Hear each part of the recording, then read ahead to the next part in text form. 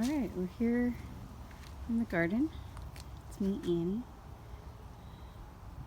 A little tour here. I just got this scented geranium. It's supposed to drive away mosquitoes, and I planted everything in here from seed except for this flower, which I just not too long ago discovered. It's called Nemesia. Anyway, I built this walkway and have this is probably my favorite ground cover here. I think it's a blue star creeper. Oh, lavender, some irises, succulent garden. These little hens and chicks here actually we took from had fallen off a planter at our old apartment complex, Forestry Court Apartments, and got a little bit of dried out raspberries from the heat, but in a neglected flower garden. But this is where the backdrop for the stage is, and so that managed to stay fairly green. I've got some little water trumpets for insects and birds. Put water in there. Got some flowers coming on over here, and unfortunately the pear tree had a bit of an accident. You can see that there's a little bit of a break over there. I probably should have again taken Maggie Dickerson's advice and pruned it with the fruit on it when it was starting to lean over. Anyway, we got kind of a trimmed rhubarb over here. We've got some herbs, sage, and oregano, excuse me, and some chamomile. It's little flowers, little yellow and white flowers over there. Then I just got this flower. I forget what it is. It looks kind of like a fuchsia, and I saw the hummingbird eating off of it yesterday. It made me very happy. And here's my three sisters' garden this year. I wanted to experiment with some native corn species. So this is some kind of a heirloom corn here that's got the red on the stalk. And then my beans are doing so well, they're starting to grow up other things. You might notice that I've got a lot of interesting, quirky things in the garden. It's because one of my mottos is use what you got. So that brings us to the trellis, and over on the left here there's hops, which was actually doing much better before the 116 degree day, but it's pretty hardy, so it's doing well. And one of the cool things about this trellis is that I've managed to tuck up 3 different trees. You can see there's 2 trees on this side, and also honeysuckle. Got some flowers about to start here. This is purple dahlia when it finally will bloom, and we've got some echinacea. But yeah, this tree here and this tree over here, I'm experimenting with this sort of like a pseudo espalier kind of a thing. I think it's going to work really well. So then there's another tree that's tucked up in here. Let's see, it's a plum tree. I can't see it right now, but I know it's in there. Oh, there it is. There's a limb from the plum tree. And we've got a fig tree. We've got, I don't know if I'll end up getting any watermelon, but that's kind of fun. Potatoes, I think, are ready to harvest. A little strawberry here and there. We've got hazelnut tree. Another potential watermelon over there.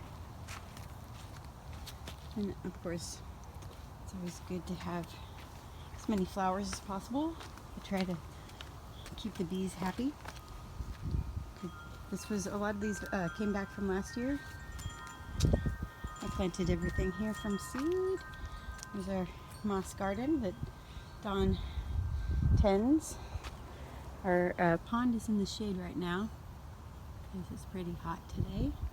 And I took some of the hens and chicks from the other place and put them here. More flowers planted from seed, cosmos, especially in honor of my friend Cosmo, who turned 4 this last April. And we've got all kinds of cucumbers growing here. I trellised them up. Oh, it looks like it's ready to pick a few of them. We've got eggplant and tomatoes and, let's see, cayenne pepper, as well as tomatillos. I've never planted a tomatillo in this garden. It was everything that is here is a volunteer from the original plant, which was actually the neighbors. So anyway, I grew 16 tomato plants from seed. I bought one and found 2 volunteers. So I have 19?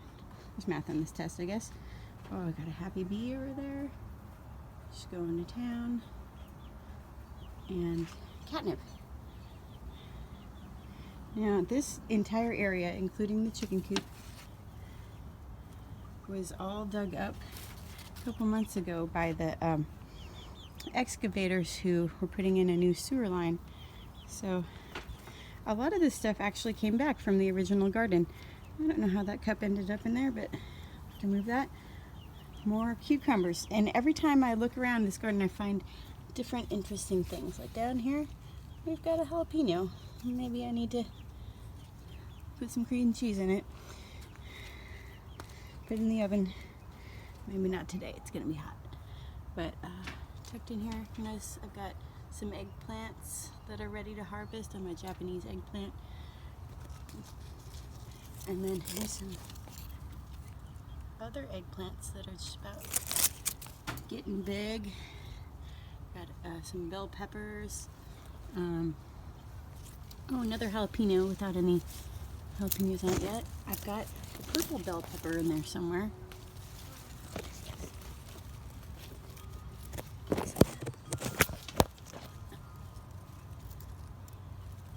And some tomatoes going. Of course, I like to put marigolds in when I can. Got some blooming over here. And I collect seeds from my last year's marigolds and throw them in. Oh, we got some little Thai chilies. These are my favorites. And I love cayennes as well. These ones are just like giant this year. I'm not quite sure why. Maybe they like the heat. So, oh, and more cucumber over on the other trellis. This volunteered from last year, this fennel. Now over there, this garden is slightly neglected, but still has all kinds of crazy stuff in there. And I've been eating from this garden, this other, the one I'm showing you right now, for actually several months. And of course, a volunteer tomatillo because they're everywhere, and all of the fennel over there that looks like dill, because everybody keeps asking me when they come to my garden. Actually is a volunteer from last year's fennel plant that I pulled out. I wanted it for the seeds, and gosh, be careful what you ask for. Anyway, I decided to let my my chard and kale go to seed, because it'd be nice to have just a whole garden of greens next year. But amongst the kale and chard, and oh, look at this, another tomato, total volunteer. I have some onions and leeks tucked in here. All I have to do is weed. That's always the toughest part. Weeding is endless. Anyway, thank you for checking out my garden, and I hope that you get a chance to see some of the music that happens here. Maybe I'll post an update at some point later on to see what's oh, I almost forgot. This is one of my favorite crops of all time. My pumpkin These two pumpkins that are really going to town on here. Anyway, thanks so much for watching, and I hope that you have luck with your gardens. Maybe I'll get to see one of your videos.